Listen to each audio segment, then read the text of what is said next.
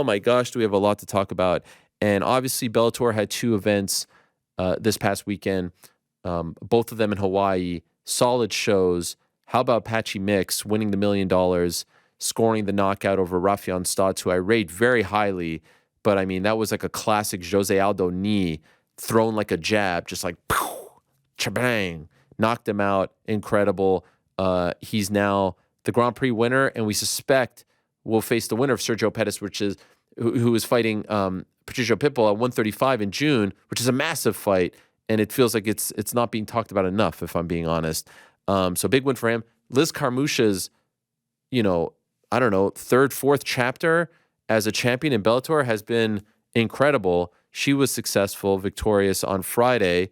The UFC event had its moments. Again, it's just tough. It's tough to go to these events and see the crowds and see everything and watch the UFC event last weekend in Kansas and then feel like this isn't a little bit of a step down. Kansas City, that is, Missouri. But there's no denying that Sergei Pavlovich is, or Pavlovich is one of the best heavyweights on the planet and probably should be fighting for the belt next. It doesn't look like that's going to happen unless he's going to sit out for a year. But that was incredible what he did to Curtis Blaydes and very impressive, and we will talk about that. But the biggest story, without a doubt, in combat sports and maybe just in sports, period, was what happened Saturday night in Las Vegas at the T-Mobile Arena. My first time in the arena to watch a fight since March of 2020. I was very excited to be back there, and it was Tank Davis versus Ryan Garcia. And they did such a good job of promoting that fight, and it felt like the kind of fight that doesn't happen often in boxing and in MMA, but these days it's been happening a hell of a lot more in MMA than it does in boxing, if we're being honest. MMA has done, and the UFC in particular, has done a great job of expanding, and in large part due to the relationship with the ESPN, which has benefited them greatly. The Izzies of the world are crossing over. The John Joneses of the world are crossing over. Obviously, the Conors of the world. There's no one, in my opinion, who is as big as Conor. I know some would, push back with Canelo or even Tyson Fury. I think Conor's more famous than both of them. But, tomato, tomato. This was a big deal that crossed over. And it didn't just cross over into MMA, which I think it did. I think it crossed over into sports and mainstream. Everyone was aware to some degree that Tank Davis, 28 years old, undefeated, was fighting Ryan Garcia, 24 years old, undefeated. As I said when this fight was in the works, I believed at the time, biggest fight of the year, bigger than Fury Usyk, bigger than Fury Joshua, bigger than Spence Crawford. I believe that I'll be proven right because I don't even know if those 3 other fights are even going to get made this year. And even if they do, I still think it will be bigger in terms of box office and in terms of attention and buzz than all of those. And, they hit a home run. The press conference on Thursday was great. Leonard Ellerbe and De La Hoya kind of stole the show. That was entertaining. The weigh-ins were, they were magical. They were outside, massive crowd, 5,000-6,000 people outside of T-Mobile at the Toshiba Plaza right outside the arena. It was amazing to be a part of it. This is like what I dream of. I've watched these scenes my whole life, and there I am on the stage, and De La Hoya's there, and Bernard's there, and Tyson's there. And it's contentious, and it got a little dicey there for a moment, but cool to speak to both guys. And then you get to the fight, and the event rolled along rather quickly. I thought that, it was great that it started an hour earlier on pay-per-view, 8 p.m. on the East Coast, 5 on the West. Unfortunately for boxing, they still haven't quite figured out as far as the card construction is concerned. That place was pretty empty by the time the co-main started. And the co-main was worth watching. It didn't last very long, but David Morrell Jr. is a big-time budding superstar who wants to fight David Benavidez, and the place was half empty by the time that fight ended. But the moment it ended, everyone rushed in. It reminded me, by the way, of the last time I was at T-Mobile for a boxing match, which was Mayweather-McGregor in 2017. And do you know who the co-main was for that card? Tank Davis. And when he fought, and I remember he came out in that feathery vest, no one was in the building. There might have been 1,000 people in that building. And that's a building that holds 15, 16, 17,000 for boxing? They need to do a better job with that. But once the main event started and was about to start, The place was on fire, and they have two very passionate fan bases, and there were obviously a lot of celebrities and high rollers and athletes there. It was big in the NBA community. Garcia's walkout was great. Tank's walkout was great. The buzz, the atmosphere, the tension, the anxiety was great. And what was so great about it was, of course, we've talked ad nauseum about two undefeated guys, two young guys, sub 30, two different fan bases, two different demographics, two different cultures coming together. We talked about all of that. And we talked about the fact that there weren't any titles at stake. No one cared. It was at this arbitrary weight, 136, catch weight. Didn't matter. And there was some other drama with the weight stuff, which we'll get to. But what made this fight and the anticipation and the buildup and the moment where they came together in the middle of the ring so great was both of them at their weight have tremendous knockout power. And they're two of the hardest punchers in the game, regardless of weight class. And so it wasn't like strap in, we're getting ready for 12 rounds. It was strap in, this might end in 2 rounds. And it almost did. And that was the beauty of it. I felt like I couldn't look away at any point. I felt like I couldn't blink because of their power. Could Ryan catch him with the left hook? Could Tank knock him, down with the body shot, with his dynamite hands? And I thought early on Ryan would look good. And what was the talk going in?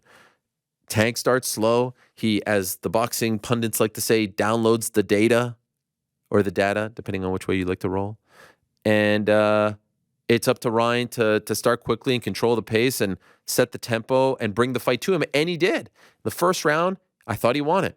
And the second round, it looked like he was winning it. In fact, it looked like he was confusing Tank. It looked like he was putting Tank in some difficult positions. It looked, dare I say, like he even briefly rocked him. And then it looked like he didn't capitalize on the moment. And then he got caught. And then he got dropped. And then it seemed like everything changed for him afterwards. And then from that point forward, and we're looking at some tremendous photos here now, is this courtesy of Esther? Or this is Getty? Yeah, this is Getty. This is Getty. Well, shout out to Esther as well, who was there. It was great to see her and Casey too. But that's when that's when Ryan got dropped. And I thought the whole complexion of the fight changed after that, but it didn't mean that it got to be a boring fight. But obviously, Ryan had to take his foot off the gas a little bit. And then you saw Tank start to go to work, and eventually he stops him in the 7th round via the body shot. I thought it was going to end 8 through 12. He gets him 7.5 into the fight. And obviously the smart money was on Tank. It was a big step up. And this brings up questions, if Ryan didn't drop down to 136, if he wasn't forced to do that, if he wasn't forced to do the rehydration weigh-in the next day, 146, would his body have been a little stronger? Would he have been less depleted? Credit to him. He didn't make any excuses. And ultimately, as he said all week, he agreed to these terms. He wanted these terms. 136, rehydration, rematch clause only for one person, on Showtime, all that stuff. I mean, he really gave up a lot to make this happen. And again, I don't think he gets enough credit for making it happen. I don't think this fight happens if he doesn't check off all those boxes against him. I really don't. I really don't think this happens if it's like a 50-50 split in that regard in terms of those stipulations. But he wanted it, and I think he'll be just fine. Remember, Canelo Alvarez once fought Floyd Mayweather at a young age, and he lost that fight, and he came back to be just fine. And I saw a lot of people saying like, oh man, what a wuss. He was a never was internet YouTuber, social media star. At what point is this guy going to be able to shed all of that? I don't know. But they were knocking him for not getting up. Listen, I'm no boxer, but I've talked to enough fighters out there who tell you that when you get hit to the body, especially right there, you get hit to the liver like that, it's crippling. It's paralyzing. It's impossible to get up. And you saw it on his face. I think he wanted to get up, couldn't do it. And Tank wins. And Tank is one of the best fighters on the planet, and I think he should be in the discussion for pound. The unfortunate thing for him is the timing sucks because he has a sentencing on May 5th for this hit and run accident that happened in 2020. There's no escaping that. And it's unfortunate he's got this massive spotlight on him now, and then there's going to be, some negative headlines. And hopefully, like his mentor Floyd Mayweather, he can come back from that and stay on the straight and narrow and stay out of those negative headlines, because he has all the talent in the world. And I don't know ultimately if the face of boxing title was on the line. I think Tyson Fury and Canelo Alvarez in particular would have something to say about that. But at the very least in America, you can make a very strong case that he is now the face of American boxing. And that's a big deal. And especially when you have guys like Devin Haney out there and Lomachenko, if he wins, I think Haney wins that fight, and maybe down the line Shakur Stevenson and others. There's big fights out there for him. And there's big fights for Ryan Garcia too. They'll probably just be at 140 and not 135 or 136 anymore. But overall, I thought it was a huge night for boxing. I thought it was a huge night for the fight game. No controversy, no crappy scorecards, none of that crap. It was just two young stallions coming together, and the better man won, and it ended in very, very dramatic fashion. What can be said? I will say the only thing I didn't like about the whole weekend, the only thing I didn't like was the rehydration nonsense. Rematch clause, blah, blah, blah, whatever. Look, if you're going to make him go down to 136, that's fine. You should try to, win every single, move on the way to making the fight. But if you're going to make him go down to 136, the 146 thing, I think, shouldn't have been a factor. And ultimately, I don't even blame Tank and his team for making that a thing. Ultimately, I think it should be on the commissions to stop that from happening. If you're going to weigh in at 11 o'clock local time and you're going to fight at 8 p.m. local time, you can't be cutting weight 9 hours before the fight. You just can't. This isn't high school wrestling. You can't do that. So if they were going to make him go down to 136, which he hasn't fought at for the last few years, that should have not have been a thing. I really feel like the commissions need to stop that from happening. And so who knows? Maybe they meet down the line and maybe it's at a favorable weight class for Ryan. Who knows? I don't want to see that ever. And I'm happy it's not a thing in MMA, by the way. I'm happy rehydration clauses aren't a thing in our sport. You never hear about things like this because it's complete lunacy to have to weigh in on the day of the fight, especially just 10 pounds. If it was like 15, 20 pounds, and fine. 10 pounds? Are you kidding me? When you're being asked to cut to 136? Lunacy. That was the only sort of black cloud that I could think of. Otherwise, thought it was a home run for the sport. Gentlemen, what did you think? Rick, GC, do you share my enthusiasm, or am I too close to the sun on this one? I thought it was fantastic. And Rick, in particular, you've been watching for a very long time. I don't know if you felt as high about the fight as I did going in, right? I think we argued about, how big it would be. Yep. Did it deliver? Oh, definitely delivered. I think I was talking about this. We did a preview show for MMA fighting. I was talking about this with Jose Youngs and Damon Martin. In boxing, we typically, when it comes to fighters like this, the caliber of Ryan Garcia and Tank Davis, what typically happens is we either don't get the fight or get the fight too late. And what we got in this scenario is we may have gotten the fight a little bit too early in Garcia's career, but at the right time in Tank's career. But I'll take that anytime. I'll take that 10 times out of 10 of the idea of two guys like this not testing themselves and not meeting, and us not getting the fights that we want out of boxing. So the fact that it happened, the fact that it delivered as a fight, the fact that the buildup was what it was and everybody got excited about it, it was a home run. I loved it. It's what we really very rarely get in boxing. Was very happy to see it. And yes, I was not as high on the pay-per-view draw potential as you were when this fight was first announced. Come fight night, I was pretty certain that this was going to do a very nice number on pay-per-view. It just felt like the world was talking about it. Great weekend for it. The eyes of the sporting world were on it, and Tank Davis went out and delivered a performance, that was top of his career. So yeah, amazing. Couldn't have gone better. GC, enjoy it?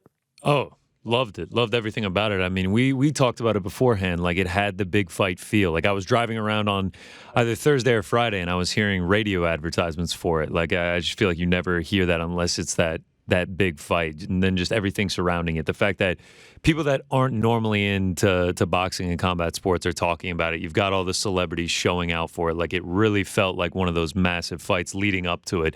And then the fight itself, I thought delivered. kind of went how a lot of people thought it might go. Maybe just a little bit too much too soon for Ryan Garcia, but I thought it was super entertaining. You mentioned it. I love the fact that there was no controversial decision, and it felt like both of them were class acts in both victory and defeat. So yeah, I thought it was a great night for the sport overall. In the arena, it seemed like people were unsure what happened. Like it was a bit of a. Oh, really? Oh yeah. I was like, what is going on? And then it was just over. Because it was so quick, right? The body shot was so quick, and it didn't really look like it. What's that? There's also the delayed reaction, right? That happens inevitably with that. So you don't see the shot immediately land and him drop. But man, he took a bad one to the body. That was a rough one. I felt for Ryan afterwards, because I feel like a lot of people are watching that fight and they're going to be like, he's a wimp. He couldn't get up from that because of the delayed reaction, not knowing how that can hurt someone. I felt like he was going to take. For some reason, people just love to shit on the guy. I guess because of the looks and the social media bullshit. But it's not fair to say like there's not an understanding of why. I don't think that's fair. Like, he's brash. He is talking about what? Is he really brash? Yeah, he's talked about these top-level fights. He's confident. Yeah, listen, people don't like that when it comes. People want.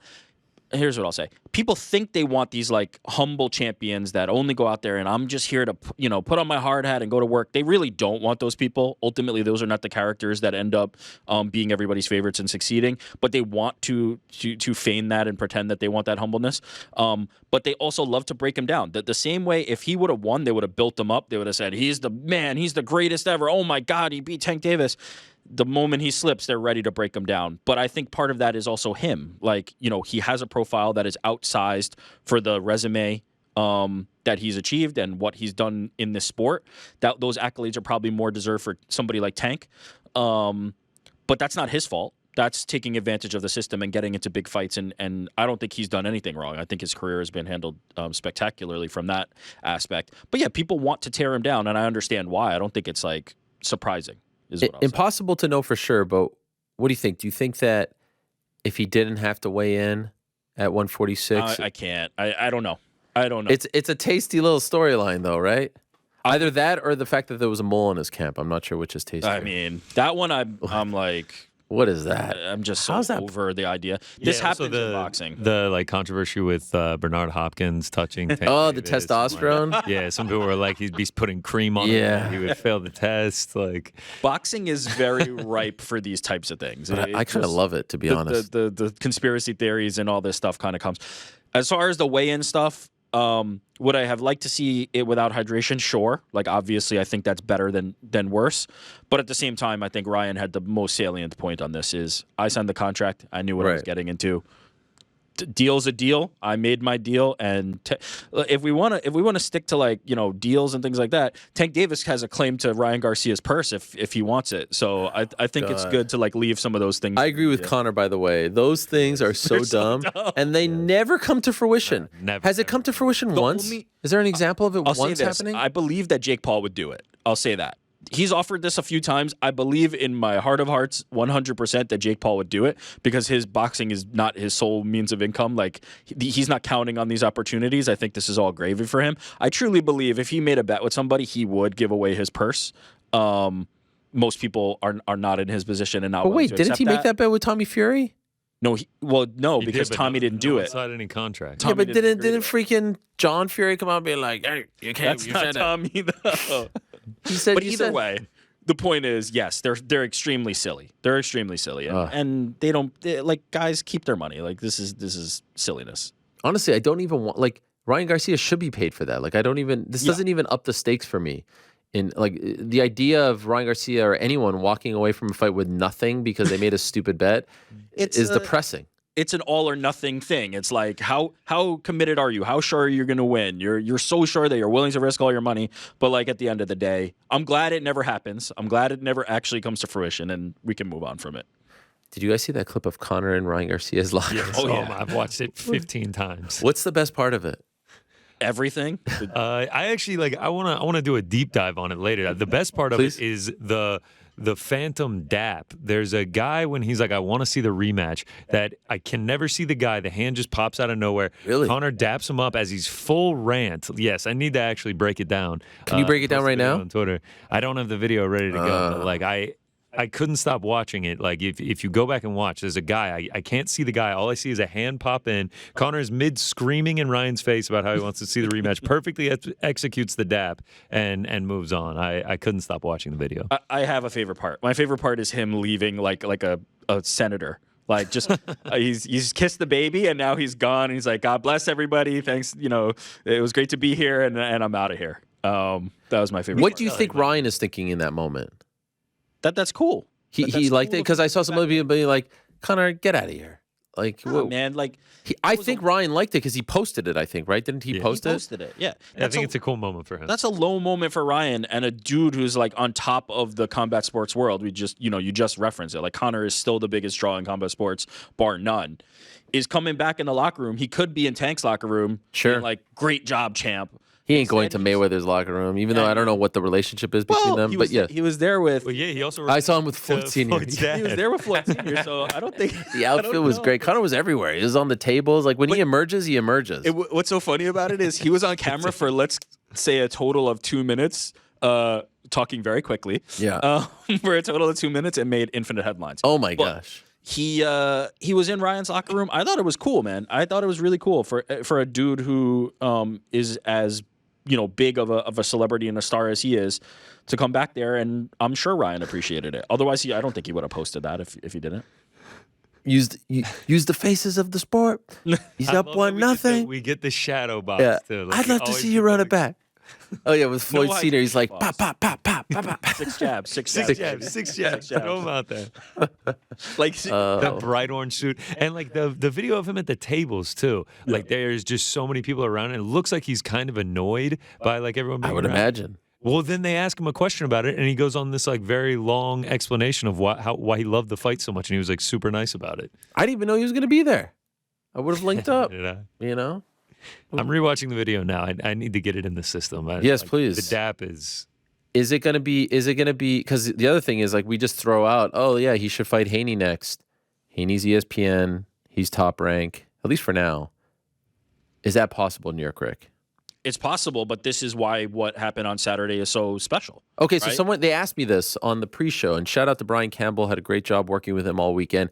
Shout out to the pro, Kate Abdo, who was tremendous. I was trying to get in a lot of soccer takes because she does Champions League for CBS, but they kind of fell on deaf ears. In any event, they asked me about whether this would be the beginning of this new wave in boxing where fights are being made between different promoters and networks.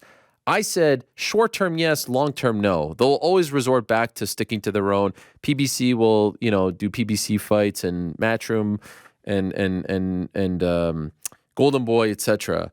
What do you think? Because I feel like I don't know. Top rank, short-term or long-term. Oh, neither. So we're not getting Haney. Like how many times? Like yeah, Fury count Wilder on like one hand. Fury Wilder was supposed to be that too, right? Like right. It just doesn't happen. Pacquiao. It doesn't happen in boxing. The value of Ryan Garcia continuing to remain undefeated or Tank Davis continuing to remain undefeated is too valuable to the promotion to constantly do fights like this. It's just not possible. And that's that's why Saturday was so amazing, because they put that aside and because the fighters wanted it and we got it. But yeah, I don't expect this to be a trend in boxing. The thing that I think can flip the tides is not necessarily like, hey, here's two promotions coming together. Isn't that fantastic? What I think will turn the tides potentially is look at how much freaking money we made. If this pay-per-view was super successful and they put it out there and they continue to talk about the numbers, that's a wake-up call to some of these boxers that are sitting on the sidelines waiting for the perfect fight or cherry-picking their opportunities. Look how much money can be made if you do fight those guys. Look at how much money can be made when you take the risks. And you're a guy like Canelo Alvarez, right? Like, who's out there trying to really like press the issue and do something special and fight for legacy, and not just like, okay, I'm going to take the next challenger, bank my money, and keep going. You can really make a wave. I think that will be the determining factor. So how successful this is on pay-per-view, I think, is the only thing that will turn the tide. It's not going to be the co-promotion and the kumbaya aspect of it. Who wins that fight? Which Haney? one? Haney? Tank. Man, I would probably favor Haney like slightly. But I got to be honest, for me, it's they're just biding time till Shakur comes, man. Oh, Shakur is the dude. Shakur is the dude. better than both, huh? Fuck, that's I think crazy. I think Shakur That's is crazy. the next. By the way, The next sixth guy. borough. Haney, sixth borough. I never heard that. Is that a thing? I like that. You should run with that. Do Do they call it that? No, I coined it once I moved to New Jersey. It's a fantastic. That's a fantastic. It's like our ninth nickname. island for Halloween. Also, I'm rocking the CBK, Oh, look at the you. Knicks theme. You know, giving Oh some yeah. love to the. Was that Engage? Yeah, Engage. Best T-shirts on the market. Not fit. best, Is that a easily. team? Yeah, best. Okay, so if anyone was, I got a lot of people write to me. It's 1:32 p.m. Eastern. They're like, "Are you gonna rub it in? You know, with Rick on the show? Or are you gonna?" Why? Did I pick the wrong? Wait, have I said Tank? Can I get some credit? It's one I didn't even reference. I didn't even say a thing. I didn't text you yesterday. I did not say a thing. I mean, can I get some credit? Because I always say myself, hate when people rub it in, like when the Bills lose and people come out of the woodwork and all that. And with you and I, it's different. But not even a joke, not even a reference on the show. I mean, you have to be surprised, no? Or at least appreciate it. I mean, I appreciate it. That's my angle on this. I appreciate it. I'm humbled. I come to you a broken. There's nothing man. to be humbled. I ain't saying shit until they win this series. Yeah, it's fair. It's fair. I'm not saying shit. History would say to wait, but I'm in a weird position, and I think we should be clear what we're referencing. We're referencing the Cavs and Knicks. I don't even want to reference it because I'm so superstitious at this point. Yeah, my Cavs are learning a very harsh lesson right now at the hands of the Knicks, and I'm in a weird position where I live in New York. All my friends are Knicks fans, so they're more elated than trying to like stick it to me, which I can appreciate, and I'm just happy for them. But yeah, it's a weird spot. I'm humbled, and I have nothing else to say. Rocking yesterday. The Garden was rocking. There was nothing. I mean, there's no place on the planet like the Garden when it's rocking. Springtime, Knicks on a roll. Blue and orange skies. Oh Man, my the best God. part is y'all are just pre-show. You're talking about how Celtics are gonna have to deal with the Sixers. Blah blah Sure, blah. sure. I mean, they still got to finish. No, Atlanta you're right. first. No, They're you're still right. alive. It's true. You're right. We're still here. So there's so much. Wow, there's so much that happened since we there was like. I made a little running list. Oh, You know, please. Before we get to the next thing, I believe we've got the handshake here. Oh, here it is. Yeah, I just have to show you. I gotta Please. see this because I didn't even no track sound. this. All right, yeah, all right. Watch it in the right corner. He's Here you go. 1-0. There it is. There it is. There's the wait. handshake. You don't think that's Is that Ryan? not Ryan? No, that's not Ryan. That's not Ryan. It's a suit arm. And then when you zoom out, there's no one there. Where did the guy go? He disappears immediately. How is that the Wow. big takeaway? I mean, that's impressive. Connor not even breaking eye contact That's what with I'm Ryan. saying. The That's- dap might have been the most impressive that's part of pretty the entire impressive. thing. That's He's pretty impressive. full explanation. That's style. And executes it perfectly. This 10 out of person 10. just wanted to get a touch of Conor McGregor while he's in this impassioned moment with Ryan. Let's see it again. One more time. One more Yeah, time, one if more we time, may. Watch. Yeah, full speed. You don't even see it. You don't even notice that it He's happens. talking. Oh my There God! it is. Doesn't There's the even. dap. Wow. Doesn't Wow, break eye wow. contact once. And then look at this. Look at this. Dap. Oh, Dan. Does the switch, and it's out. And the guy's gone. Not only is it a Nowhere to be dap, seen. he like does the double, like That's what the. I'm saying. What a Yeah. spot. What a find by Wow. Executed What a spot beautiful, by our Connor. beautiful stuff. Who I wasn't watching the broadcast because I was I was there and I couldn't Yeah. see the screens. Who like were there real big stars there? I know some of the basketball guys were there, but like Yeah. was there like As- the as Leo the- DiCaprios of the world and all that? As we were leading up, like it was like a red carpet. Like they would Oh, like go yeah, outside yeah. the stadium and like have all the celebrities taking pictures. I don't think it was quite like Leo level, but yeah, there was a lot of famous people there. A lot of athletes. Yeah. Ton of athletes. A lot of Okay. NFL players. A lot of NBA. NBA. players. Can we give Sergei Pavlovich his flowers? Oh my goodness! Can we ever What do we do with this man? give him Title the shot. title shot? What does that mean? Like- He's gonna wait till next year. Why would he fight anyone else at this point? 6 straight first round knockouts. Just did it to But Curtis the problem is he Blaydes. can't fight for a year. Then Is that not worth waiting? I mean, how much If money you're- does Sergei if you're getting Pavlovich an make? opportunity against Stipe or John, is that not worth waiting for? Okay, here's the question: Stipe wins that fight, he ain't fighting again. You think Stipe's sticking around for Sergei Pavlovich? Perfect.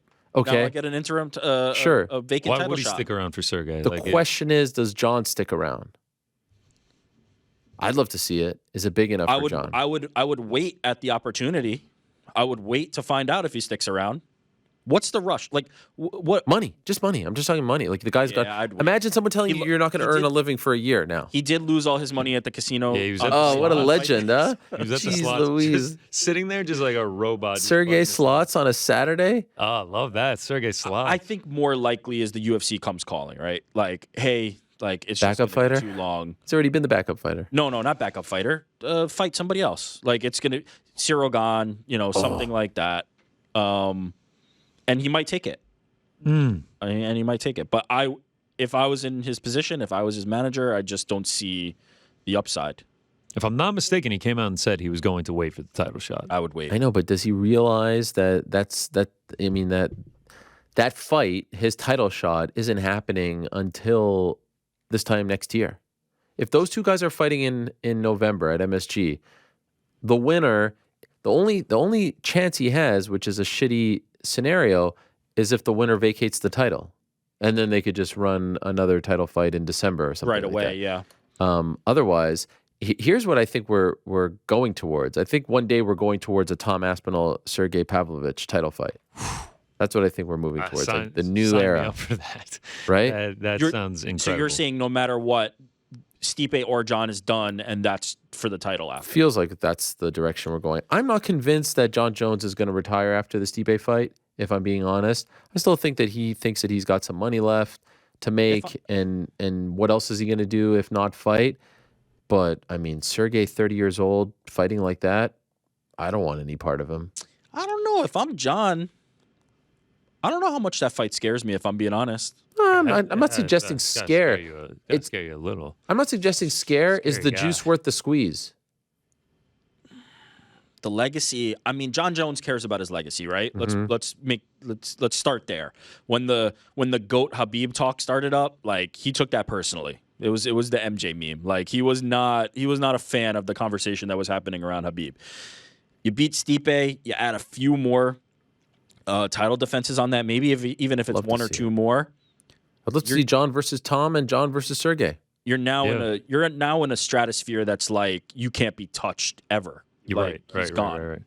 On the flip side of that, though, if you fight Sergey Pavlovich and you lose, Yeah. the chances you're going to get knocked out cold or like hammer-fisted, ended like that. He's And terrifying. that could be the do way that to you're Curtis Blaydes Well, that quickly? that I'm not. Well, that's just what he does, dude. I mean, Wait. the It sounds like time is just what he does. You weren't impressed?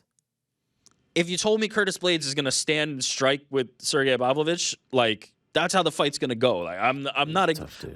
I'm not unimpressed, but I'm also like looking at that like what was Curtis Blaydes' game plan? I don't know if that was the game plan, but if I mean, it that didn't was, last very long. You know what's the crazy It's thing not a about good it? one. He stopped him at 3:08 of the first round. I think Curtis was done like a minute prior. Yeah. Like he was Oh, yeah. wobbly. The first You know what I wobble mean? bad, dude. It was like once you realized Curtis Blaydes wasn't shooting takedowns, you knew it was the beginning of the end. And then when like he got wobbled and he shot the desperation takedown and Sergey just stuffed the hell out of it, it was like this fight is over. Like this is just a matter of time before they call it. You can look to Tank and Garcia. It's the same thing. After Ryan got knocked down, that fight was drastically different. Right. He felt Oh, that yeah. power. The fight was different.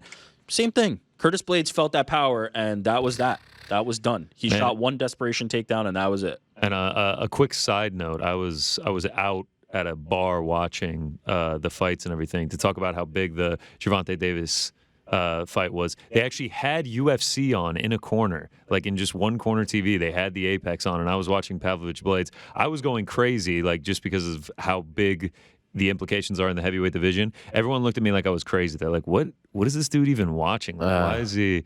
But then when Tank Davis and Ryan Garcia came on, the whole bar was just like, couldn't get enough of it. No one could take their eyes off of it. Did they charge you? No, but because they didn't charge us, they couldn't play the sound. They said What? So they were playing. That was the only music. stipulation? Yeah, it was like it could only be on like 50% or 75% of the TVs or something. Yeah, it was a huge bummer. I was definitely I was thinking of you. I was like, man, see, this is why I like to be at my house. Oh, for Sound sure. blaring. By the way, I was watching basketball on Friday at the Wynn Sportsbook, and fourth quarter, the Nuggets, Timberwolves, second quarter was underway. It was fourth quarter Knicks. At this point, they're up like 20 or something, and they switched it over to the audio of second quarter Oh. in the thing. And I went up to the guy. I was like, "Hey, man, like, I haven't seen many Knick blowout playoff games? Can we just ride? There's 7 minutes left in the game. He's like, this game sucks. It doesn't mean anything. No one cares. I'm like, please, I just want to hear. I want to hear Mike Breen talk about the. Can I please just like hear this? Luckily, one of the guys came over and he was like, "Oh, it's Helwani, man. Just put it on for him." And he's like, "All right, fine." But I know exactly what you mean. Like you watch a game without any sound, it sucks. God. It's or a sporting event. It's the worst. I was like, I'll pay whatever cover you guys were going to charge right now if you can put on the sound. Like when Tank Davis walked out, I'm like, is that Chief Keef? Like, are they doing like are we doing Sosa right now? Am I missing this? And they were playing like some techno music. Yeah, I made a vow during the fight. I was just like, techno, big fights, horrible. Big fights. I can't be out like this. I was out for a friend. It was his going away party. But yeah. Who, Big Jake? Yeah, Big Jake, Jake the Snake, heading down to Miami. What was the list, Eric? Davis Garcia, obviously, right? You dishing out some catnip. Patchy Mix KO. Sergei Pavlovich. Oh, the Patchy Mix KO. Burns Bilal getting made. I was wondering if you were gonna include that. Oh my God, yeah. Yes. Wow, so much is happening. Gilbert Burns, Bilal Muhammad, 5 round. Yes. 5 rounds. Co-main event in Newark, which we shall discuss. Beneil Dariush and Charles getting moved to Vancouver. Yep. Big for that card. 400 other main events getting announced in the midst of that. Yes. The middleweight Grand Prix is starting. Yes. Nathan Diaz. Yeah. Diaz choking out Logan Paul lookalike. Fake Logan Paul. Me and Connor losing our blue ticks and you losing. Somehow getting mine. But can I just say something for the record? I don't want to be one of those. I didn't say anything I couldn't care less, honestly. But then I somehow got it back. One of those guys. Yeah. No, I'm not one of those guys. I'm actually not one of those guys. All Twitter was like people complaining, lamenting. I hope it burns to the ground. And everyone was just like, please, like, I don't know how I got this back. Like, I just want everyone to know, like, yes, I'm not paying for this. I am not. I don't want to. I believe you. I don't want to pay for it. I would never pay for it. No, there are people who are paying for it, and I just don't want people to think that I'm paying for it. That's all. That's what everyone's saying. Me and Rick were talking about this before the show. I'm like, it's such a ridiculous thing. We're all using the badge of shame. The badge of shame. It's crazy how it's. I'm happy to use it. I just don't want people to know that I'm paying for it. That's all. Was there anything else? You're a high status user, so it's 1 million, right? They got it back for you. That's what they were speculating. But there's some under that threshold that are still getting it. So yes, but they value you. Well, thank you, appreciate that. But yeah, a lot happened. A lot happened. Yeah, all those main events, the Bellator events, a Misfit event headlined by Le'Veon Bell. In front of like 300 people in New Orleans. Kingpin boxing. Kingpin, which I didn't really know was a thing, but I guess it is. All those fights getting announced. Shout out to Bilal and Gilbert Burns for taking that fight. Huge, big time. With massive stakes on 2 weeks' notice, both of them not training for a fight. Bilal coming off of Ramadan and Gilbert just fighting in Miami. Just an incredible thing that they have done. And I would argue that if you're a fan that had tickets to that event in Newark, you're getting your money's worth now. You can't complain now. You can't complain. If you were okay with the card with Charles and Beneil, you can't complain now. To me, it's equal, if you ask me. Jack Della against Sean Brady. Love that. I mean, it's love just that dizzying out there. It's dizzying out there in the street. DDP Robert Whitaker? Yes. Oh, yeah. Yeah, we already got a line out for that. Minus 370, Robert Whitaker. Oh, my God. It's a perfect fight. If you beat Robert Whitaker as Drickus, the storyline can move on from the nonsense it's been so far and go straight to, I beat the dude, now I want you. And that's a perfect way to sell this fight. Like, this is make or break. And on Whitaker's side, if you beat the top contender, you get another crack. I think this is perfect matchmaking. And if DDP can pull this off, nobody can question anything. That's it. Like, title shot. And on top of it all, the biggest one of them all, like without a doubt, tell me, in my opinion, Magomedov Strickland, July 1st. Are you kidding me? Main event. Right in my mouth. Hopefully at the Apex. Well, that's the good part. That is an Apex main event if I ever saw one. That's big time stuff.